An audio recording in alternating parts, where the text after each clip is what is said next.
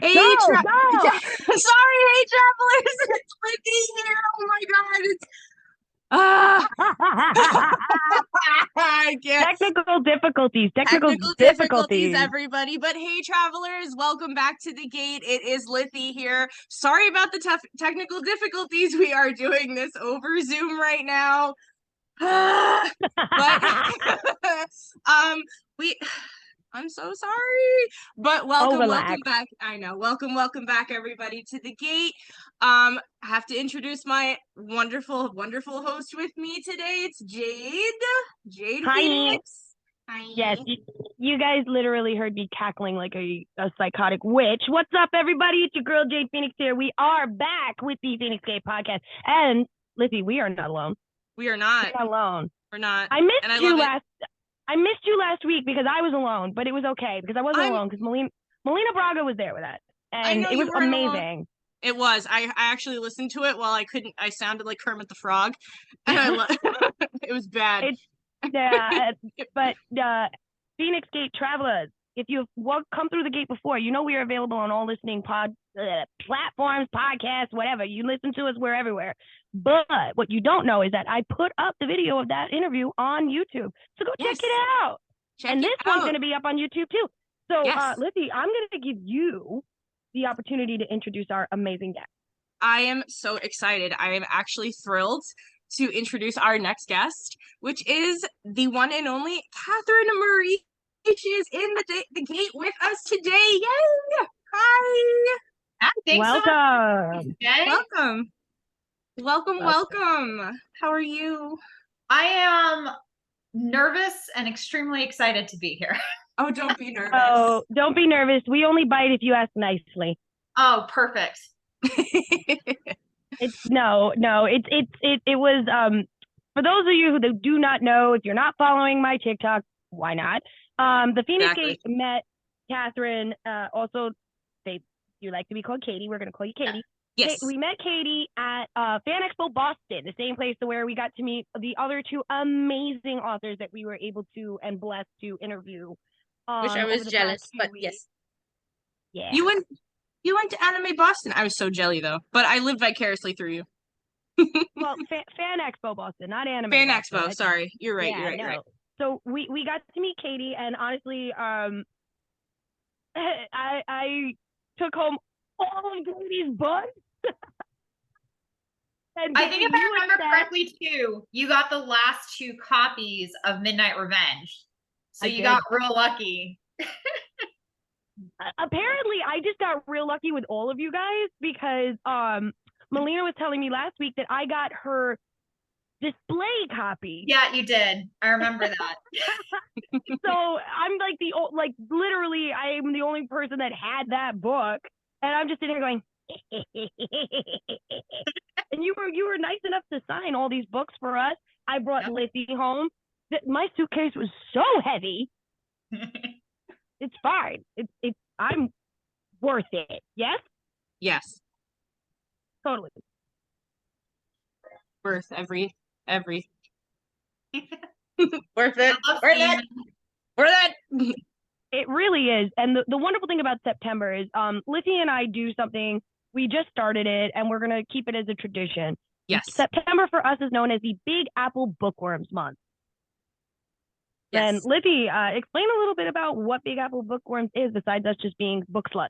So besides us being book sluts, Big Apple Bookworm is every month of September, we're going to recommend a book that we've read or that we're in the middle of reading that we just either love or an author that we are recommending. So actually, I think today... You did Grimm's Fairy Tales. I did Grimm's Fairy Tales because I'm on a Once Upon a Time kick, and I it was it was just like all the fairy tales in my head. And I think we did. We did feature Midnight Maiden. Yes, we did feature Midnight Maiden. So yes, today was Grim Fairy Tales. Because I couldn't just pick one. Yeah, it's true. And tomorrow we will be featuring the other book that we got. Yes. Captured by Chaos is going to be our Monday installation of Big Apple Bookworm in honor of our interview with you. Yes, 110%. Which I have so many questions about, and I'm so excited. There's so many questions. So, like, just tell us everything. Everything. Oh my God. Like, I'm in the middle of actually finishing. Well, yeah, I'm literally, you can see, I'm in the middle of Midnight Maiden. And I was telling Melina that I'm reading 3 books at once right now. I'm reading Midnight Maiden. I started Captured by Chaos, and I am reading also Her Amber Chalice by Sarah Bigelow. All because all 3 of you were so amazing at Fan Expo that, like, I just fell in love with your writing. I mean, I literally connected with you guys on levels that I did not expect to connect with authors, because honestly, I always thought of, like, because I've met certain people in the past that are just kind of like, thanks. Yeah, thank you. And it's just, to meet an author that is down to earth and willing to talk to us and me per se, because it was so refreshing to talk to you guys and learn about your process and the inspiration and where it comes from. It was just chef's kiss. I cannot stress how amazing all 3 of you are, as just, and your styles are all so drastically different. It satisfies every single bit of my brainworm. Yeah, it was actually a lot of fun because I got to sit next to Melina at Boston Fan Expo, and we got to talk a lot throughout, like, the whole weekend about our books and our process. And we hope to reconnect next year at Fan Expo. So I will most likely be back there. If anyone is going to Boston Fan Expo next year, you'll find me in the booth probably. We'll be there. No, the Phoenix Gate will be there once again, but we are determining whether we want to show up again as press or if we ourselves are going to have a booth where we will be live casting the entire weekend. Yeah, that'd be fun.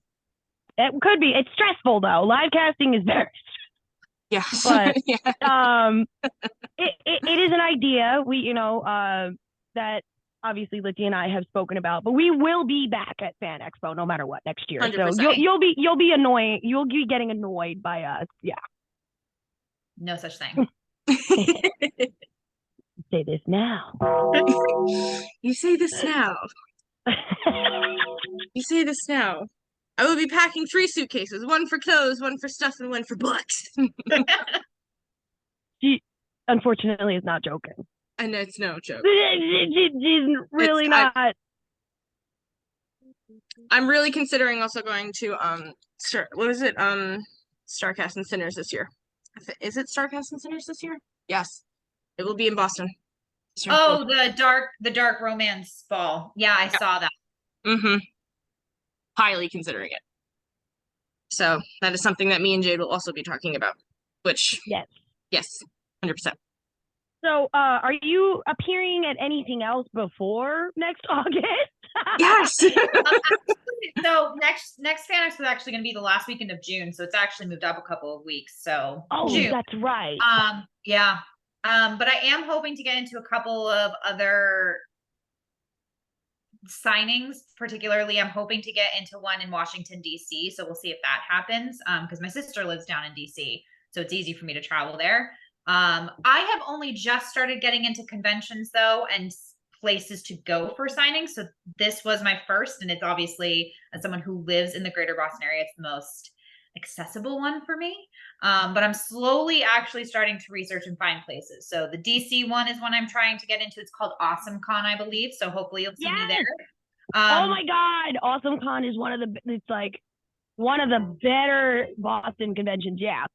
We know that one. Yeah. Yeah. I really want to go. And then I also heard Rhode Island Comic Con I think Yes. that's Going to that. another really big one. Yes. It's huge. Yeah. So I really want to get into that one next year. Unfortunately, I think it's November of this year, so I was too late to get into it. But I am like stalking their website to see when they announce when they have they open up the applications for the booth. So I'm really hoping to get those main 3 and then find smaller ones in my area to be able to do signings as well. Little pig, let me in. Right. 100%. Well, I mean, I know that you say you live in the greater Boston area. Melina also lives in Massachusetts as well. I believe in the Boston area. Mm-hmm. And I was talking to her about there is a smaller convention that is taking place in December 2nd and 3rd here in Queens, New York. It's not a terrible drive from Boston, and that is a convention known as WinterCon. Mm-hmm. Lithy, you're way more up on the know it all with winter than I am, so please. Yes. So WinterCon, it's a smaller con. I believe it's in the Aqueduct. No. Resorts. The resorts and hotel. Brain work. But yes, it's in the resorts hotel near the casino. Yes. Yes, it's right by JFK. Right by JFK. Yes. But yeah, I have connections in. It's a very smaller con. But it gets a lot of traffic. It does get a lot of traffic. So a lot of people in. If I can talk to people, if you do want to do the drive, I can probably talk to some people, get you, something if you'd like. But I know that there's some authors that do go there. I know that I think Pat Shawd was there last year. No, the WinterCon hasn't been around for 3 years. Oh no! What? Yeah, you're right. So COVID came around, obviously, and they just finally got their legs underneath them from COVID. Yes. And WinterCon was an amazing convention to go to. It was. It's small. Yes. It's but small. The amount Eternal of people Con. I'm thinking Eternal Con. I'm sorry. My mistake. Yeah, no. Yeah. Well, they're run by the same people. Yes. Yeah. And basically, yeah. And as I was telling Melina, I was like, you do WinterCon, it's a foot in the door. You come back next July to New York and you can work Eternal Con, which is even bigger. Yes. Yeah. So, it's like evil plan.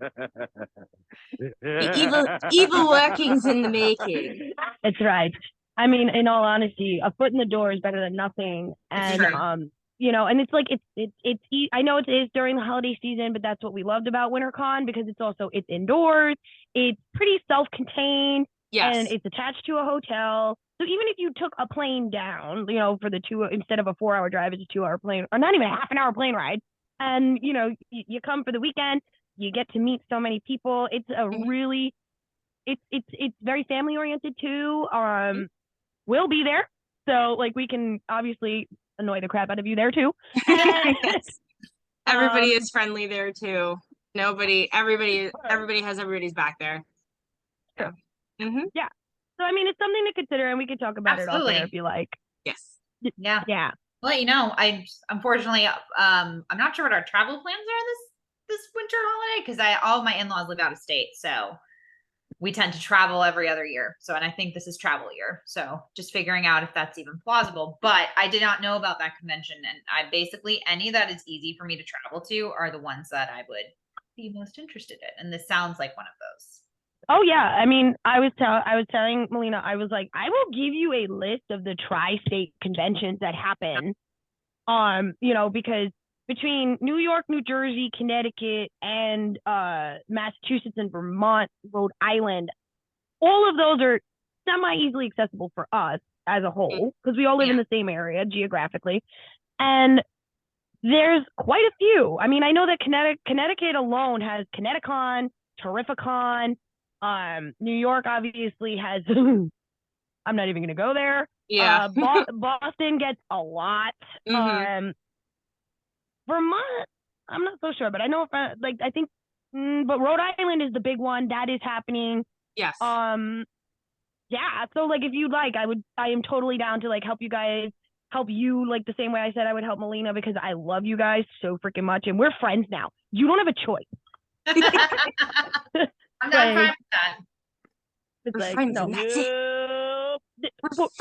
Poor Katie's head is just screaming, no, what did I get myself into? But yeah, so I am totally down to help you with that kind of stuff because I mean, we're friends now. That means that, you know, we help each other when we have to help each other. Yeah. And there's nothing more than I want to do than tell people about your writing. Exactly. Like these books are crap. They're Thank you. crap. Like Lithy and I, we are self-proclaimed book sluts. Lithy, how many books do you physically own? Do I have to answer that? I had to actually move most of my books off my counter to actually my coffee table to actually put my laptop on it. I own probably over 2,500 physical copies of books. I do. I have the whole stack over here. It's not a problem. I have it under control. It's, No, you don't. it's not an obsession. It's not a. It's called a hustle, sweetheart. Yes, it's hustle. Okay, I mean, like, well, Lithy, you're also an aspiring writer. Yes, I am. It's very hard, but yes, I am. I've been writing for a long time. I've been writing for fun, and my husband actually was just like, you should really put your writing out there. And I said, you know what, maybe I should. And now, you know, roadblocks, self-doubt, all that stuff. So, and just kind of stuff like that. But it'll get Kathryn, Katie, was it easy for you to sit down one day and just say, this is what I want to do? I have stories that I feel people need to read, that they need to hear. I need to get them out of my brain and onto paper. Like, what inspired you to write, let alone become like a self-published author, which I know isn't really hard to do? Yeah. So I started writing very young. I was 13 when I started writing stories, and it was a fluke, honestly. It was that I had spinal surgery when I was 13, and that led me to be stuck in bed. That led me to not being able to do a lot of physical activity. I had months of bed rest. Like, I wasn't allowed to carry my own backpack in school. Wow. And I was reading a lot. Oh yeah, no, it was pretty bad. And so I was reading a lot. I was getting bored very easily. And my sister was the one to say, like, oh, you love reading. And she introduced me, and I think everyone's going to not be shocked by this, when I was 13, that she introduced me to fan fiction. And she said, you should read some fan fiction, maybe write it. And so I did. And by the age of 15 was when I was like, you know what? I want to try and write my own story and my own characters. And I attempted to write my first book at 15, which I think I only got like maybe 8 chapters in. I was 15. I didn't know much. But ever since that day, I kept trying to write a book. And I tried many times, and I failed many times. And I think it wasn't until I was 25 that I finished my first full manuscript. And that wasn't even one that I ended up publishing. So I think one of the biggest things to say to people is, it's okay if your first couple projects don't pan out anywhere. You always learn something from it, or you go back to it later on when you have learned something. You might just not be in the right space to write that story yet. Then I came up with the idea for Midnight Maiden, which was my debut. And when I was working on that, the plan was to traditionally publish at first, because I had no idea what self-publishing was. But funny enough, I went to Boston Fan Expo in 2019 with just friends. I was a guest. I was having fun. And I met some self-published authors there. And I asked them, how are you at this convention? And that's how they said, oh, I'm self-published. And they explained it to me. And that led me to research. And that led me to see the pros and cons of both traditional and self-publishing, which both have pros and cons. And you just need to decide which one's best for you, honestly. And next thing I knew, I was on the path to self-publish Maiden within the next year, because I went to that Fan Expo, and I think it was like September 2019, and I published Maiden in August of 2020. Wow. Yeah. Don't mind me if I'm looking confused. The podcast cats have staged a coup, and they've managed they've managed to get into the nest, and yeah. So if you heard a loud smash behind me, that was it. It's fine. Everything's fine. We're good. But yeah, wow, that's That's amazing. incredible. That's wild. And I love that for you because that was right before the world changed. Right. Yeah. You It know, really was. so, And I ended up, just because I used to work in the hospitality industry, and I actually left it right before COVID hit, and then COVID hit, and I was actually unemployed for the entirety of 2020, which many people were. But it allowed me to actually work very detailed on my books and really spend time learning about the self-publishing industry, which it's kind of one of those like silver lining blessing in disguise moments. Don't get me wrong, I was stressed being unemployed, but it was I made the most of that time for sure. But funny enough, the reason why I chose to publish in August of 2020 was because I wanted to go to Comic-Con and celebrate there. And then I was like, well, guess that's not happening this year. But I finally made it this year, and that's what matters.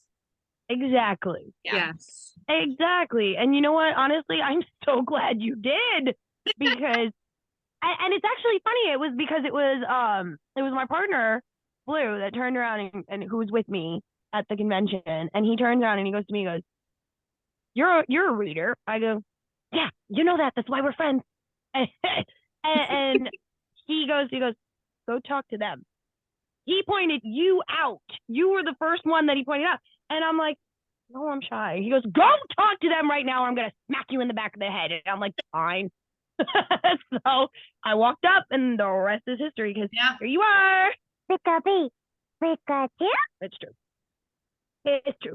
And it's so funny because I remember, and Lithy has seen me in action at con when, I get into, Jade Phoenix mode. And even in cosplay, she's seen me walk up to people with like the ballsiest of balls. I'm going to say it. That's how it is. Oh, Yeah. no, I got funny words. And I'll just be like, hey, what's up? You want to talk to me? What? I have a podcast. I would like to interview. You want to talk to me? Literally. I have a podcast. Talk to me. It's like, wow. Okay, we're doing this. Yeah. I mean, I don't know, because I don't know. I know I was a lot more polite with you, but I'm just I'm saying, like, there are what's the right word, Lizzie? What am I looking for? What? You're looking for, like, very confident, in a word, in a sense. It more than confident. If you're getting there. Yeah, okay. It's more like if I walk up to you and I'm sitting there and I'm all bravado and stuff because I'm in my podcast persona, which I am right now, facade. It is basically like our dear main protagonist in this book. That is true. Almost like I don't want to say facade. I don't want to say facade. Alter ego? I would say alter ego, yeah. Alter ego. I would definitely say that Jade Phoenix, podcaster and cosplayer, is definitely an alter ego to how Jade is in her everyday to-day life. Same with Lizzie. Yes. But I mean, you see what I did there, though, right? The segue was primo. You cannot deny this. The segue was primo. That was good. I mean, like, I want to talk about Christiana. Like, we're talking about Christiana because holy shit. Yeah. Oh, wow. You haven't even finished the book yet. No, I haven't. I'm actually, I'm not gonna give any spoilers, but I'm actually at the point. What chapter am I at? Hold on. I am in I'm on page 213. That's where I'm at. I'm on page 213, and the only reason that I'm not farther is because I went to the Renaissance Fair yesterday. Oh, fun. So I was playing pirates, and obviously pirates are illiterate, so I didn't bring a book. Well, not all pirates are illiterate. I'm not going to be pirate shaming. Yeah. Yeah. So I'm not gonna pirate shame. no pirates, but we love pirates. No, we do. I mean, I am part of a pirate crew, so I can't talk shit. I mean, I can, but I'm not gonna. But But anyway, so Christiana, honestly, from the minute I opened up this book, she drew me in ways that I'm sitting there and I'm just like, ma'am. yeah. She literally doesn't hold back in chapter 1. I She opened chapter doesn't. 1 showing what her life is, and that is killing someone. She Yeah. doesn't.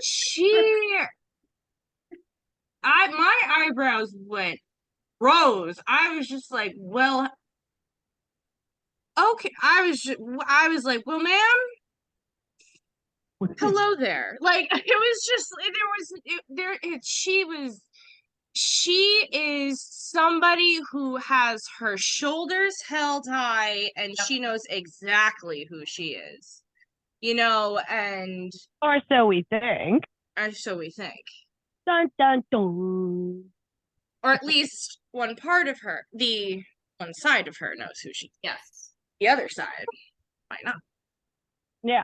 But as we read on, again, we are not spoiling this book because we want you to go out and buy the book. It is part of a duo, human travelers. It is part of a duo.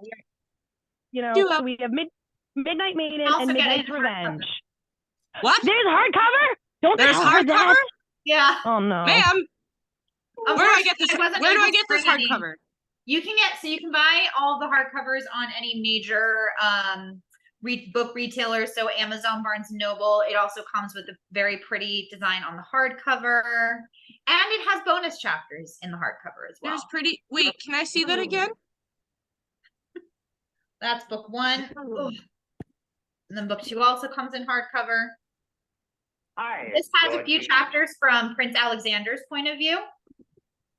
And the bonus chapters in book 2 are actually flashbacks to when she was training with her mentor. That's pretty. Isn't that stunning? That's Oh stunning. my God. Like, now, that's why I'm just sitting here and I'm going, RIP wallet, because as soon as I get off the phone with y'all, I'm going on BarnesandNoble.com and I am buying both of those books and having them shipped to my house. Like, now, do you have a website? Can you get those directly from your website? So you can, usually I have signed copies in my Etsy store. I do have an Etsy store, which you can through my website get. Okay. However, right now, because Fan Expo kind of wiped me out and I'm waiting for new books to come in, I only have signed copies of Captured by Chaos currently in my store. But I am waiting to get a shipment in of Midnight Maiden. That one, correct.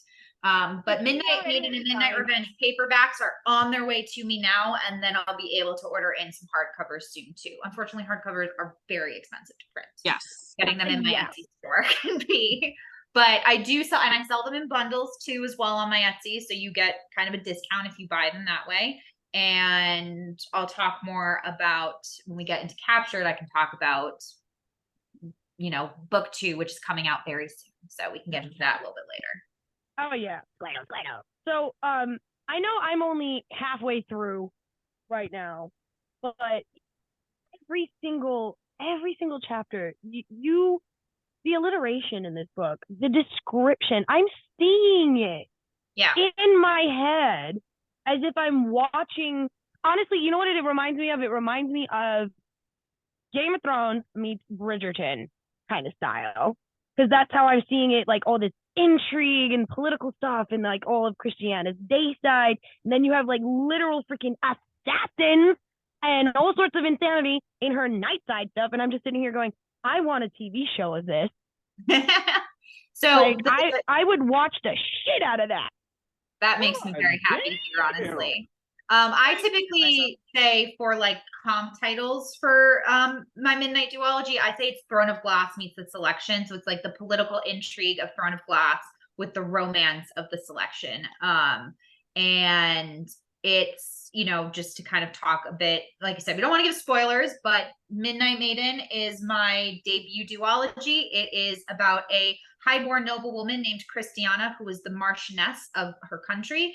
And she moonlights as a vigilante assassin, taking out all different types of depraved humans, like assaulters and murderers and just all in all people who hurt other people. She makes sure that they don't get to live much longer.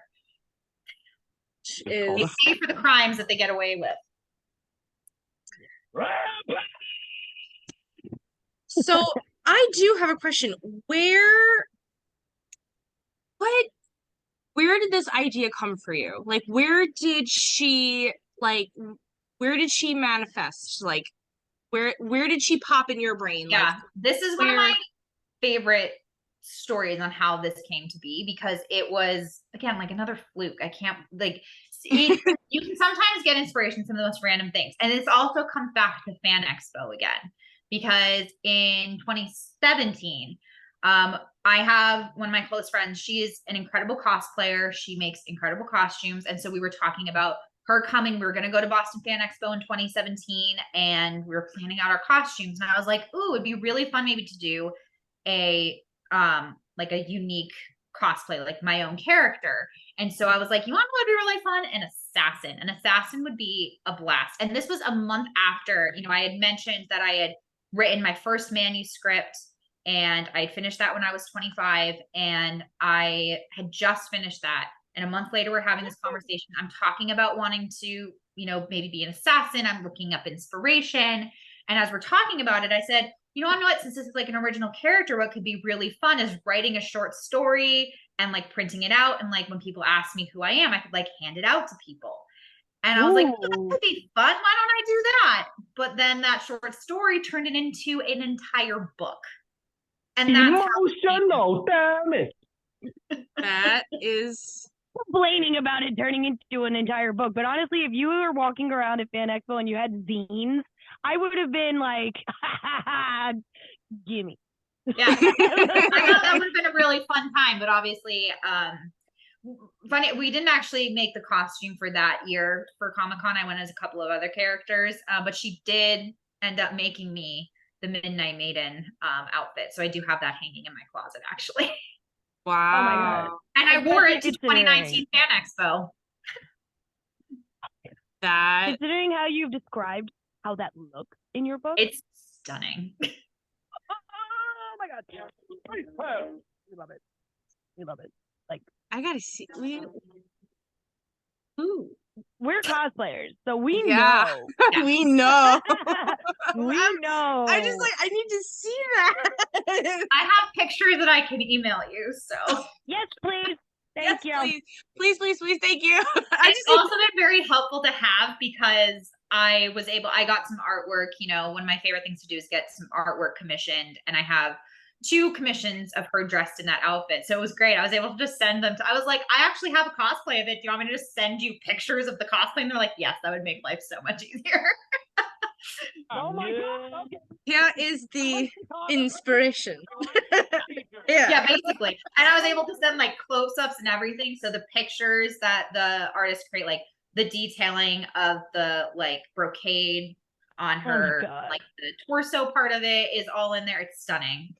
It used to hang up behind me, but unfortunately I had to take them down because they broke. Oh no, completely understand. Like, I have cats, so therefore I cannot leave my favorite cosplays anywhere near accessible.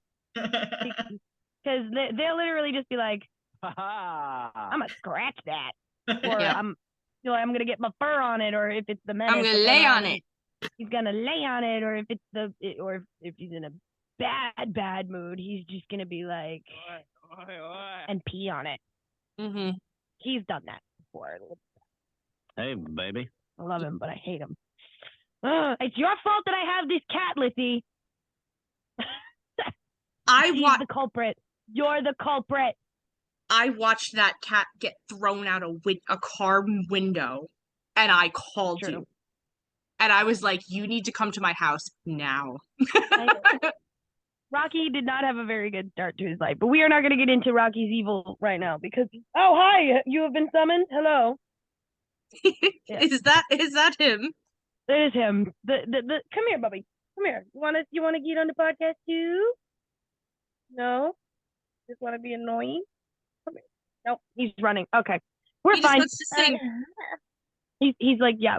So again, I don't want to get too far into Maiden only because I'm not done with it yet. And I was like, no, I will finish because I am going to finish this book tonight. That is a promise because it's that good. And honestly, I have some free time tonight, and I'm dedicating it to literally finishing all the books that I have sitting here. But like Midnight Revenge, obviously, we get farther into Christiana's story, Yes. and it's just.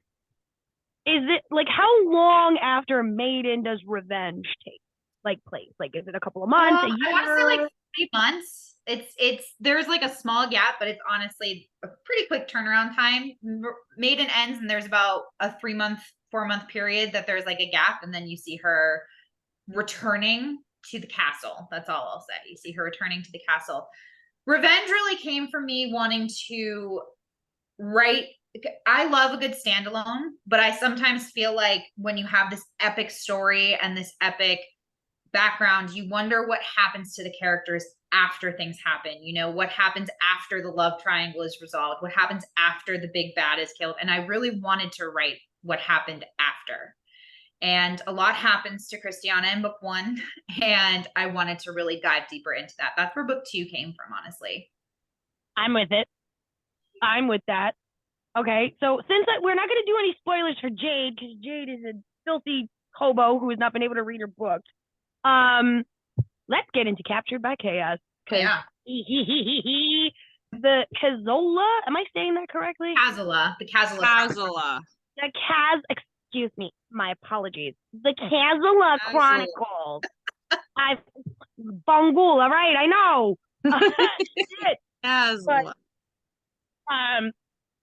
Yeah, what's with this book? Again, 0 to 60. Oh, have you read this one already? I started it. Got it. I got a few chapters in, and I'm just like, oh my god, I gotta put this down because this deserves my entire focus. Like this one, I'm sitting here going, I'm sorry, I'm not going to be able to be reading a couple other books at once. This one needs to be a standalone read where I have time to sit down and just read from beginning to end and give it my full freaking attention. Because attention. Yeah. Yeah. I apparently don't know how to start a series calmly. Which is 100% fine on my end. I like going to 180 in like 30 seconds. That's fine. Well, I guess that's kind of a guarantee. She's not kidding at this point. Yeah. No, she's not kidding. Because some of the books that we have had to put some trigger warnings and spoiler warnings on our bookworms because of some of the books that Lithy is suggesting. I could pull 3 books out of that pile right now that is not safe for work. These are also probably 3 books that Lithy has premised to me. Don't read those. Don't read that. Don't read that. Don't read that. Why? She's like, because I know you and you're just going to go on a rampage and everyone's just going to pay for it. So no. And I trick because I love you first. And then the rampage comes. And let's not do that. So don't read that. If you want the synopsis, I give it to you, but let's not. I'm contacting the Power Rangers and I'm telling on you. But yeah, no, Captured by Chaos needs my full undivided attention. Yes. Oof. 110%. So I know that we talked about this a little bit at Fan Expo, but I want more, please. Yeah. So Captured by Chaos is the series that I'm currently publishing. Book 2 comes out on October 20th. Buy the book. Currently, where can we buy that? Okay, so you can buy all of my books. Tend to be for physical copies. Currently, only in paperback for this series. You can get all those major retailers again: Amazon, Barnes and Noble, such and such. With ebooks, though, however, I do publish all of mine exclusively through Kindle Unlimited. So if you have a Kindle Unlimited account, they are all free on Kindle Unlimited, or you can buy the ebook through Kindle. And again, you can go to my website. I have all of the links there for where you can find kind of where the major places where you can buy the book, including, again, my Etsy. And like I mentioned, I currently have signed copies available of Captured in my Etsy store. So always check that out. I always make sure to write a little note, and you get a bookmark it with it too. So, but Captured by Chaos is my, again, current series that I'm working on. It is a paranormal fantasy and shifter romance. It is about a wolf shifter soldier, which is biggest tongue twister I've ever came up with. But it's about a wolf shifter soldier named Kasha, who, after being passed over for promotion to Alpha of her military pack, she is forced to work with the guy who took the job as they hunt down a serial killer that is currently running rampant on their isle. And now, travelers, you understand why I said that needs all of my attention. Yeah. There is a lot of healing in this book, big healing and mental health journey, a lot of found family, arrivals to lovers, grumpy sunshine romance, where she's the grumpy one and he's the sunshine one. And I love this book. Aw, so you wrote a wolf shifter that's actually a black cat. Yeah, basically. No, she has 100% black cat energy. I mean, and then you have the sweet golden retriever. Oh my God, I love this. I love that. Makes me happy. But so you book one is already out, obviously, yes. travelers. And that is book one, Captured by Chaos. What is the name of book two? So book two is Marked by Truth, and I do have the beautiful cover here. Look at Lithy's face. It's just like. No, Zoom needs to put you back up. Hold on. Go back, Zoom. How do we go back? Zoom, like, no. Swipe. If you swipe to the other side, you can see all three of us at once. Yeah, okay. There you go. I got it. Yeah. Woo-hoo! That is gorgeous. I'm a sucker for a cover. I'm sorry. I'm a sucker for cover. It's true, because I actually sent Lithy pictures of your book before I bought them. I squealed. She literally goes to me, she goes, "Buy those for me and I'll pay you as soon as I get home." I'm like, okay, I got you. I did. I didn't even, honestly, yeah. And then she told me what it was about, and I said, I'm in. I'm in. I gotta know. I have to know. I gotta know. I gotta know what the story's about. And I mean, especially because you're very into the paranormal, Lithy. Very into the paranormal. My husband is, well, because of my husband, he's very into the paranormal stuff and all that kind of stuff. But it just, the fact of the shifter and the romance, and then the fact that they're hunting a serial killer, that was just like the big hook, line, and sinker for me. I love that kind of stuff. And your funny words, magic man. I was like, and then I read the first two chapters, and I was just like, like Jade said, I need to give this 110% of my attention, because this is gonna be a roller coaster ride. I can already tell. And oh yeah, plus the author's note, love it.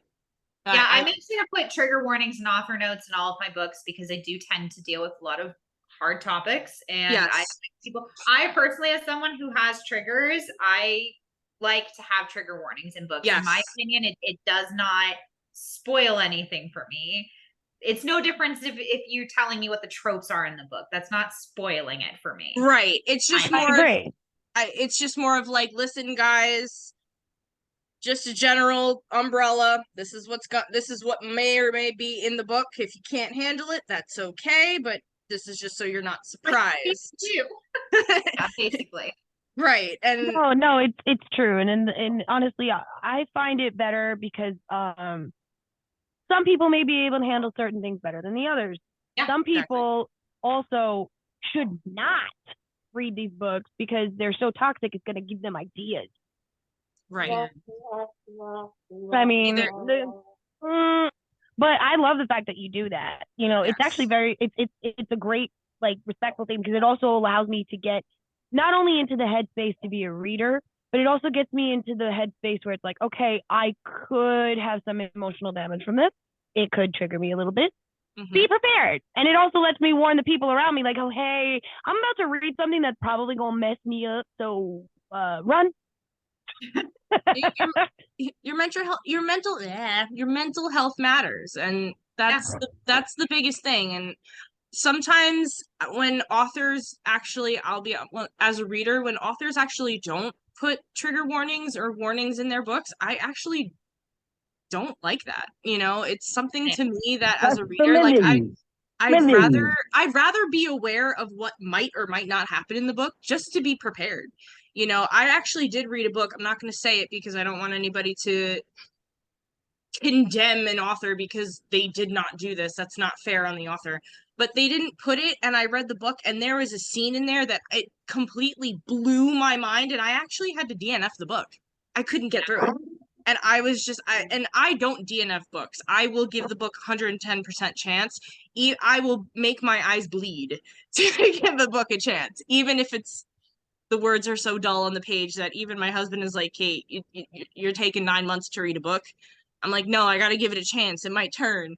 It might go for the better. But I had to DNF this book because I was just like, I was not prepared for this. And that's... Yeah, I've had to do that a couple times. But I'm like you. I try so hard not to DNF a book. Yeah. Like, Same. I'm determined. I am determined. I'm like, maybe the next chapter something will happen. Something will change.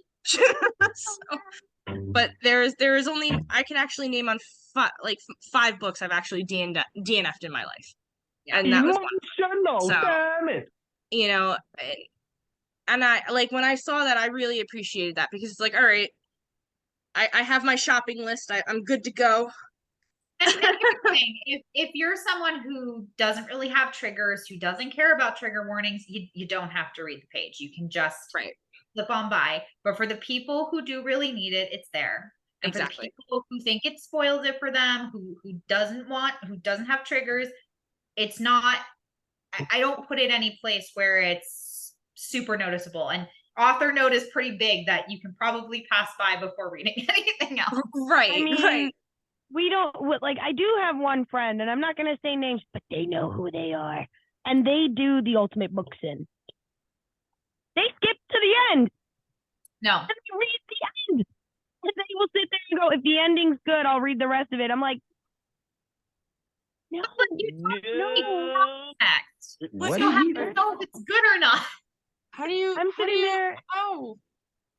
Not interested. No. How do you do that?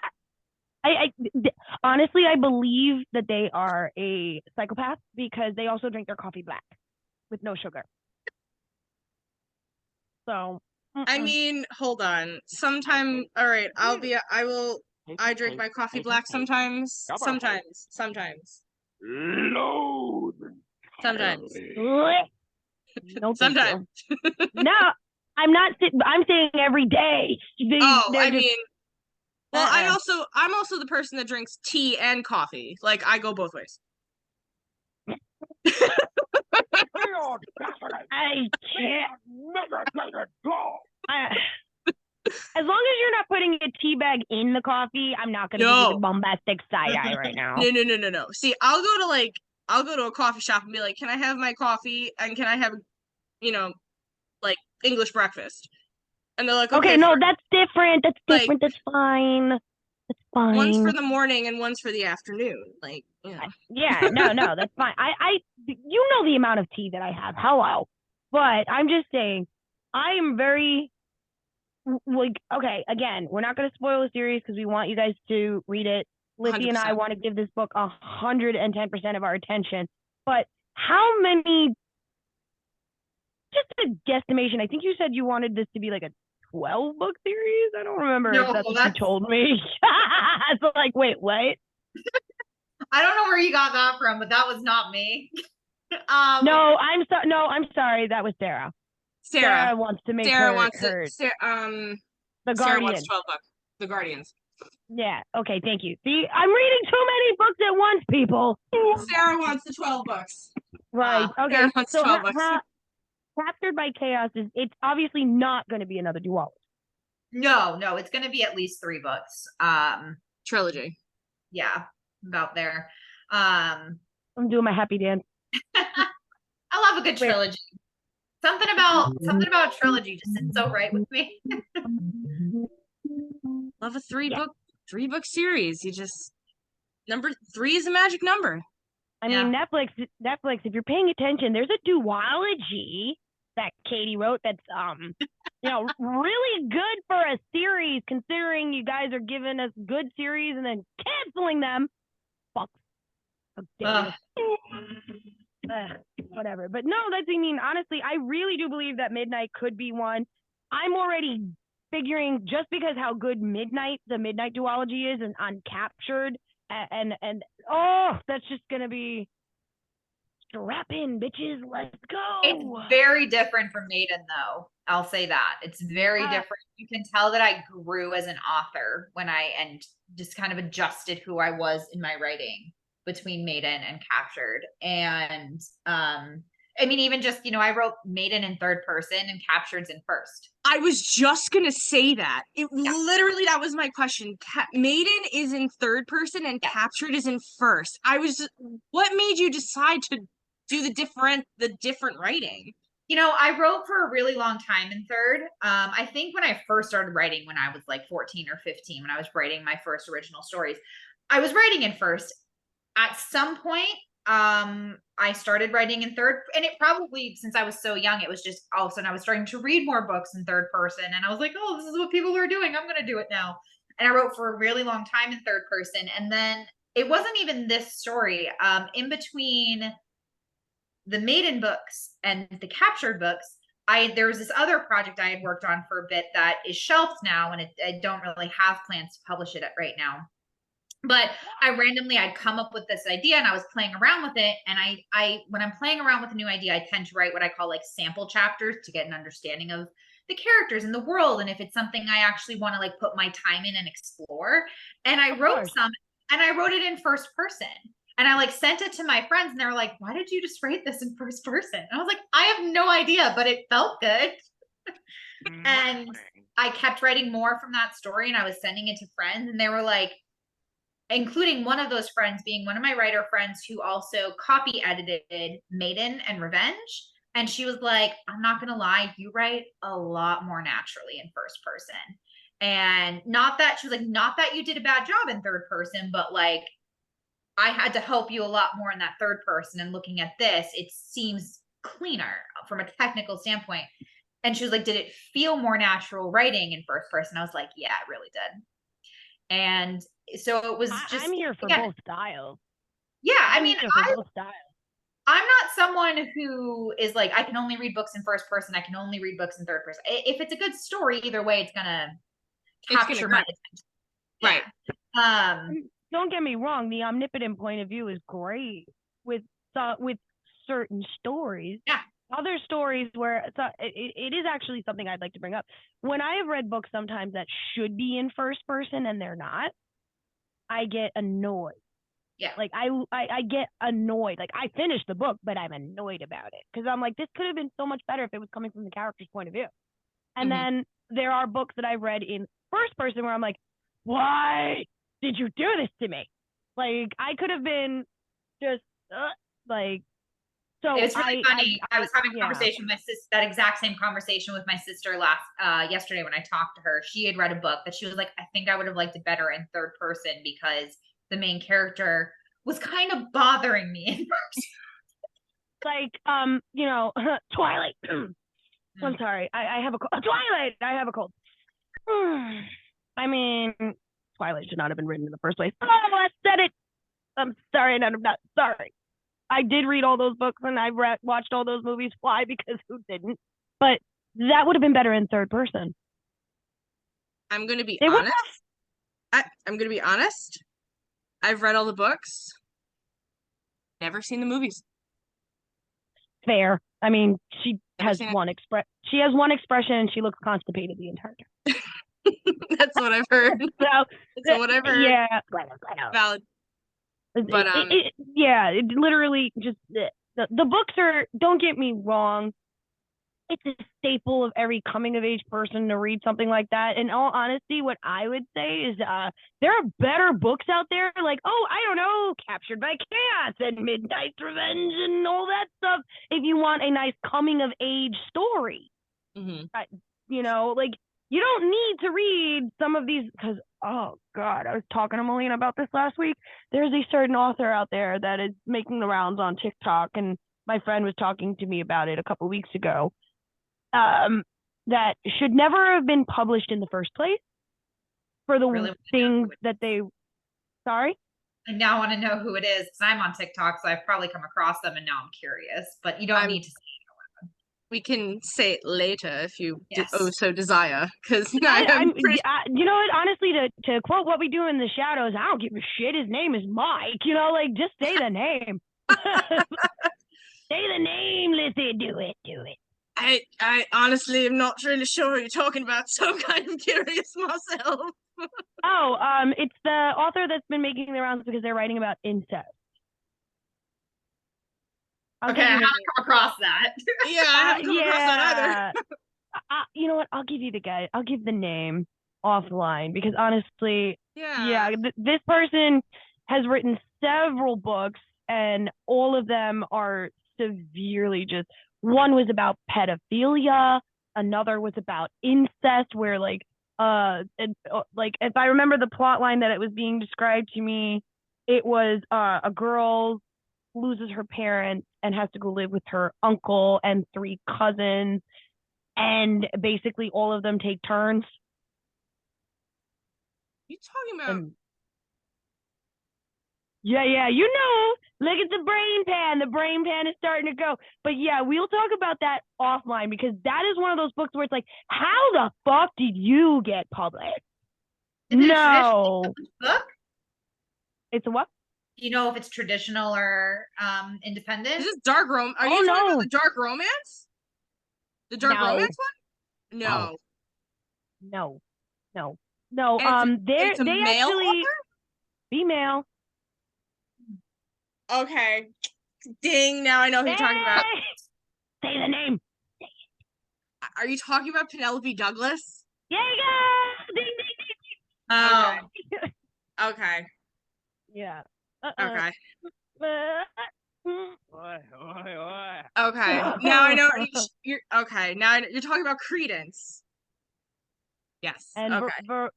that and Veracity, I think, is their newest one, and that one apparently is like about pedophilia or some shit. I don't know. I didn't even know she even came out with a new book yet. And so whatever. I'm just saying, those I'm pretty sure are with a publisher. Yeah, I think so. Somebody in publishing read that manuscript and said, I want to do that. Like, let's make a book sales for you. And I'm like, meanwhile, we have books like yours that absolutely fucking deserve that kind of attention, and they're not getting it. What the fuck, publishing people? You need to stop that shit. See, but that's the difference between publishing and independent publishing. Like, it's. See, I know nothing about that, so I'm gonna let y'all talk amongst yourselves about that because I just sit here and go, I feel like from what my research, and correct me if I'm wrong, Kate, from what I've been researching, independent publishing, like, you have more control over what what you write. It's just more of the new author. So like authors who are more established, they tend, and if they get the popularity, if they're more established, they get the opportunity to start writing, and being more involved in the entire process. But it is true that as an independent author, I got the opportunity to make all of the choices. Like this cover, I helped design. I found a designer and we collaborated together to create this cover. That wouldn't be the case in traditional publishing. Again, especially if I was new, they would basically, I think, again, I don't know much about traditional publishing. I've only been independently published, but from my understanding, like that's a good example of like mostly they make the choice, and they also could stronghold other choices in books. I can't go too deep into it because again, I've never been traditionally published and I don't know the exacts. That would be a question for someone who is traditionally published. Right. Like I know Eventually, yeah. I We'll get to know that one. most of it, like sometimes even they have some form of control of what even change some of your writing in a sense Correct. of That's to what I've been told. even hold even most of it back. Like I've actually been following one of my one of the writers that I've actually one of my favorite writers is H.D. Carlton, and I love her cat and mouse duet, and took me a while to read the second one, but love it. One of my favorites. And she obviously, you know, I've been following her for a while, and she's also an independent. She worked her ass off. She actually has a billboard in New York City now. She was actually here not too long ago. And she worked her ass off. She was independent published, everything else. And sometimes when a lot of her, you know, a lot of us ask, like, oh, you know, how did you do this for a writer? You know, she even said, like, it's all controlled, and she's been approached by publishing companies and she's denied them because they've told her that, oh, we'll publish you under the publishing company, but you have to hold your writing back. And that's not what something, Yeah. you know, and if you, you know, I don't know if you've read, you know, the Cat and Mouse Duet. I haven't, but that is because triggers for me. I knew that Right. that was a series. But like I can understand the appeal. I see so much about it, and I'm like, I really wish I could read this book because it sounds great, but unfortunately, I am not gonna like it. The first one was good. The first one was amazing. I gotta say, it was really good. The second one, it took me a hot minute. Yeah, I told you I'm a quick reader. I read books 2-3 days. Took me 9 months to read this book, not because I DNF'd it, because it was that hard for me to get through. Even my husband was like, "What's wrong?" I'm like, I can't. It's gotta sit. I put it in the freezer. Like it was bad. Like Joey exaggerating.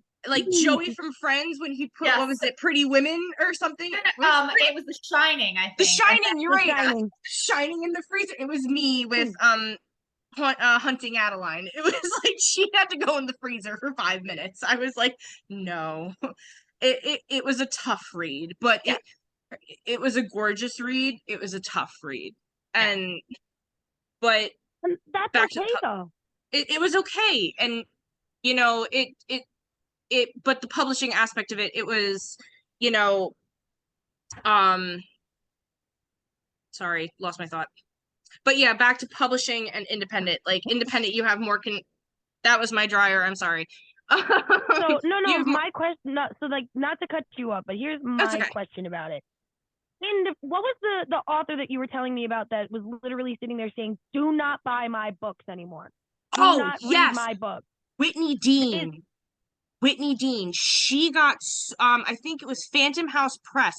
Something happened. I saw all this. I don't know much about it, but I remember seeing stuff pop up about this. So this is an example of like what would happen, obviously, with someone. I think she wanted to pull out of being published. Something happened between them. I don't know the full details, but she wanted to pull out and she wanted to become an independent author. This person and publishing house, first of all, wasn't, when she signed on, was not a business at the time. Was illegal business. It was a whole mess.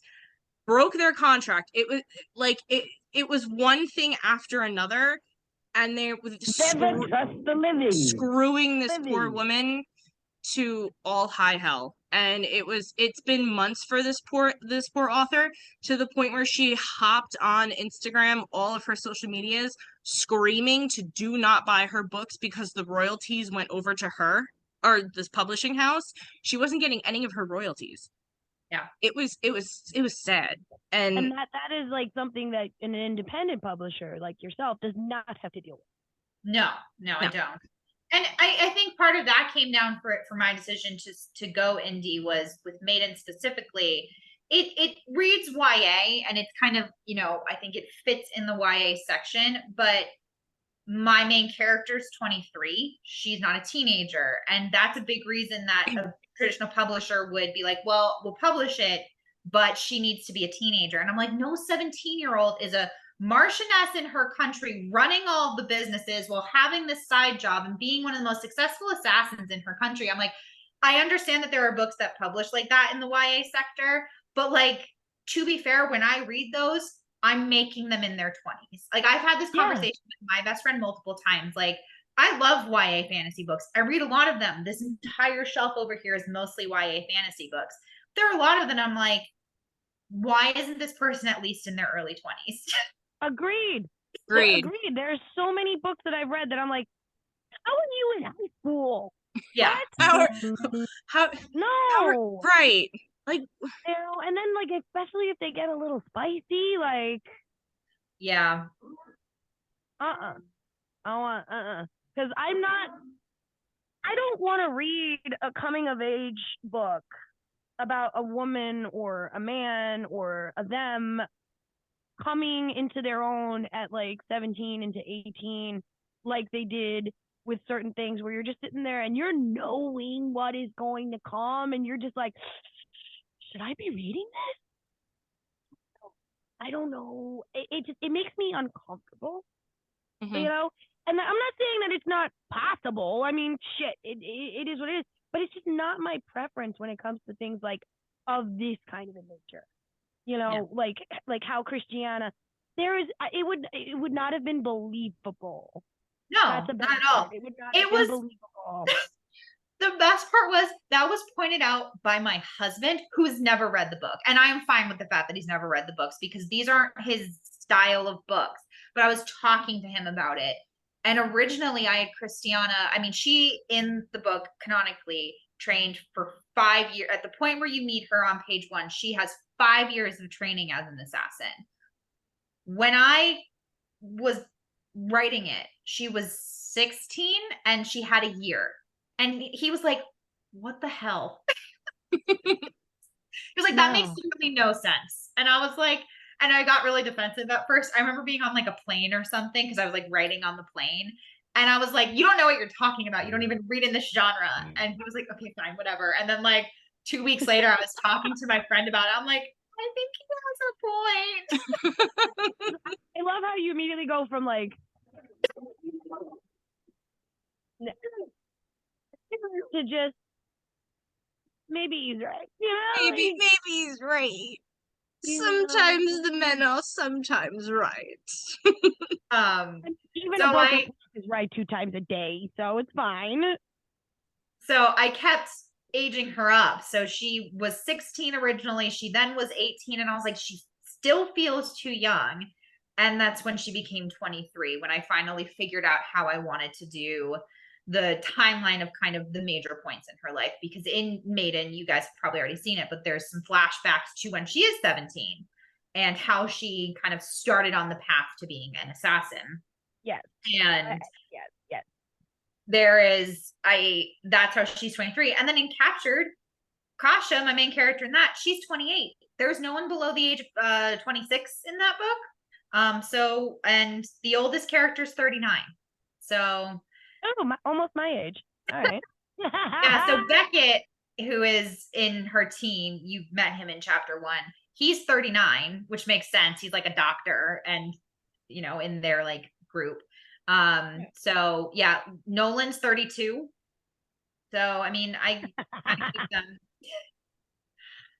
I mean, in all honesty, when it comes down to it, I like that you made Christiana 23 because if you think about it, if we're dealing with a society that is set in a certain time-ish period or mimicking, 23 would be a reason why people are pushing her to get married because that's 100%.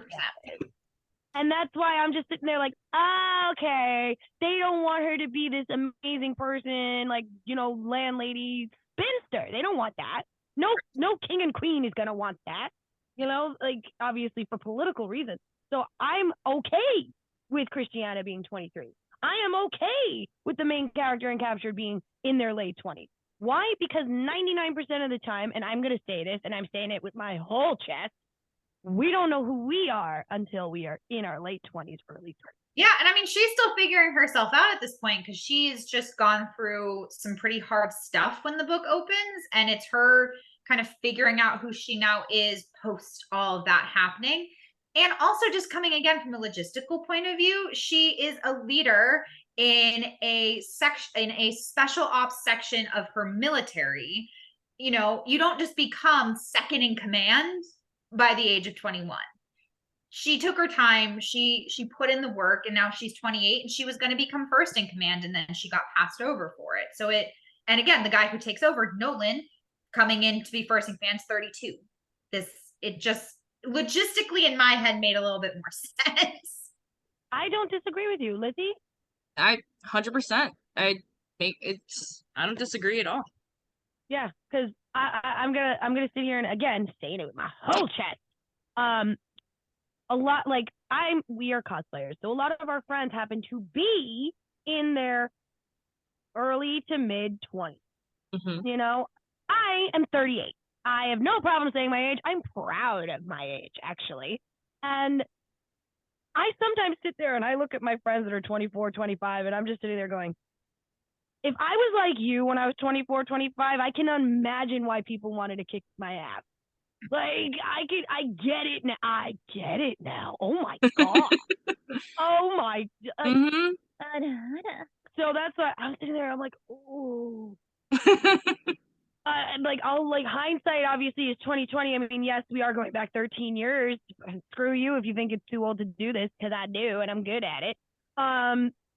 It's one of those things where I'm sitting there going, and that's why when I read a book about a protagonist that's 18 and they're already like this, that, and a third and the other, and I'm like, dude, I didn't even know where I wanted to go to college when I was 18. Like, yeah.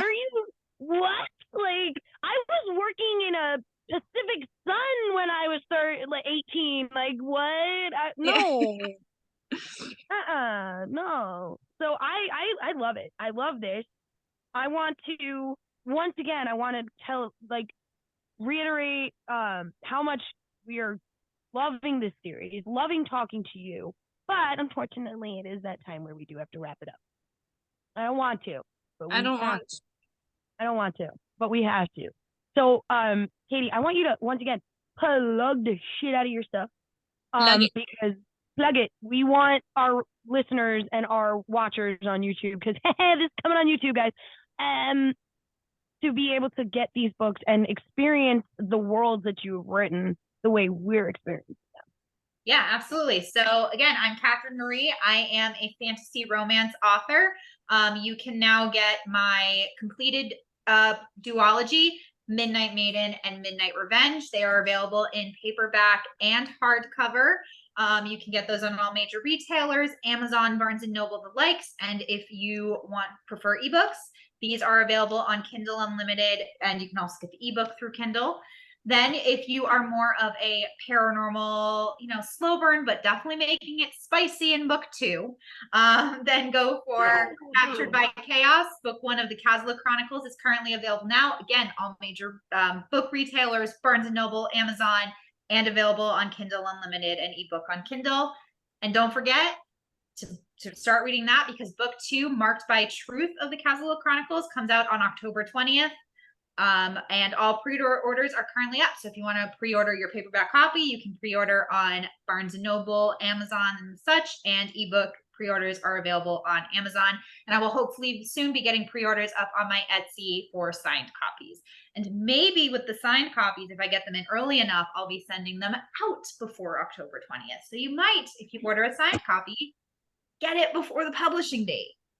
Oh, we love that. I think we kind of got that with her Amber Chalice, and that's why we're sitting here going with a few of those, because Sarah was awesome to give us that, and they also send out a copy to our friend Shmanda. Shout out to Shmanda in Seattle, because Shmanda came on for that interview and fell in love with the book.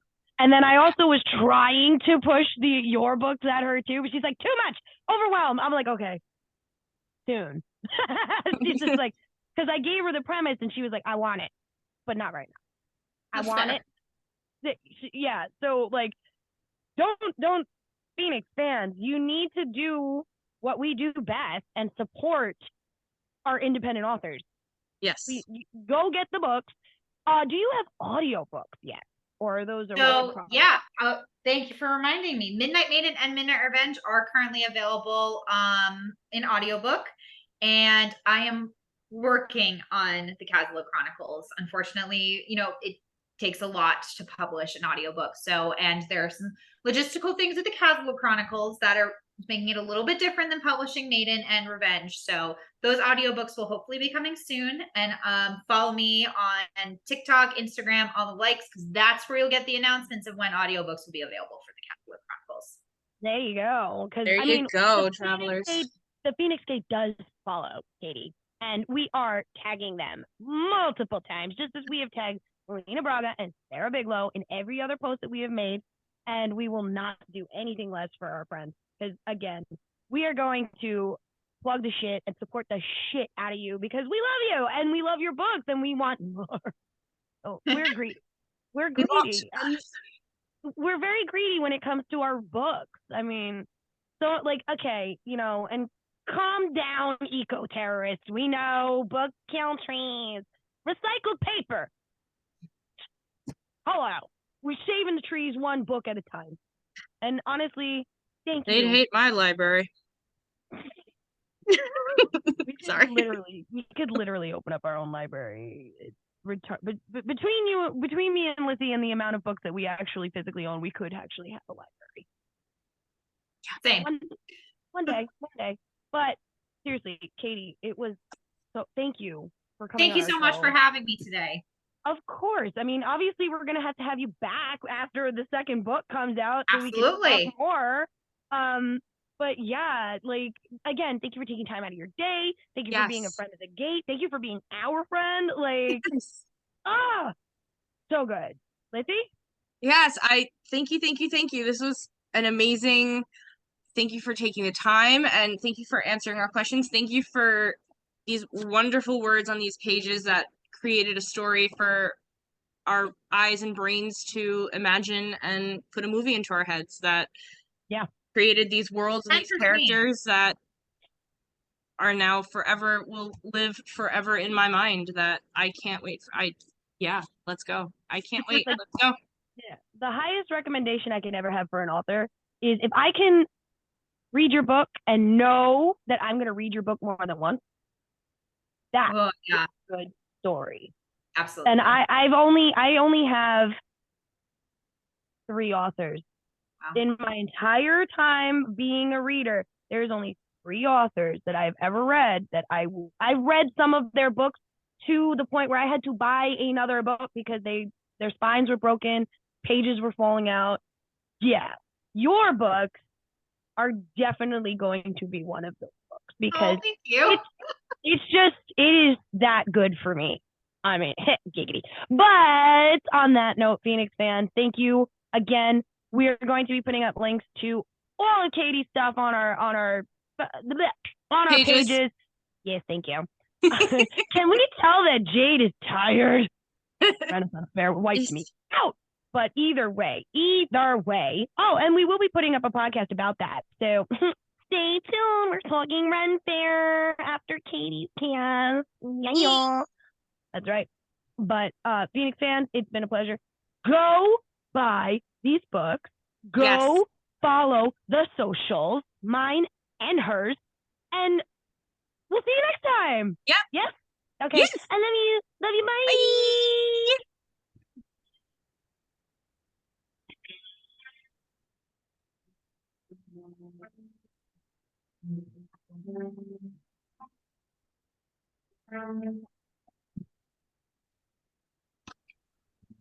Bye.